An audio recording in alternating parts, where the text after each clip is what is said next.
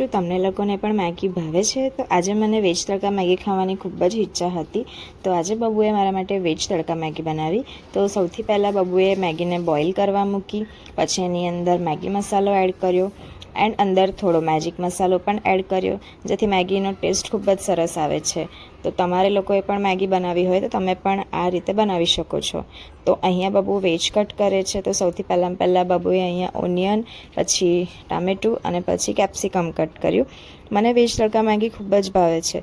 તો અહીંયા બબુ હવે તડકો રેડી કરે છે. તો અહીંયા બબુએ સૌથી પહેલાં તેલમાં જીરું એડ કર્યું.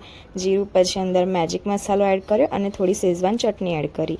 તો આનો તડકો ખૂબ જ ટેસ્ટી લાગે છે. તમે પણ એકવાર ઘરે ટ્રાય કરજો. અને અંદર થોડું ગાર્લિક પણ એડ કરી દીધું. પછી બબુએ અંદર નોનસ્ટિકમાં તેલ એડ કર્યું. એની અંદર હવે આપણે વેજ એડ કરીશું અને વેજ એડ કર્યા પછી એને 2 મિનિટ જેવું શેકાવા દઈશું. તો અહીંયા દેખો તમે, ખૂબ જ સરસ દેખાઈ રહી છે મેગી. અને બોઇલ કરેલી મેગી આપણે વેજમાં એડ કરી દઈશું અને અહીંયા મેગી આપણે મિક્સ કરી લઈશું. તો જુઓ, મેગી બહુ જ સરસ બની છે.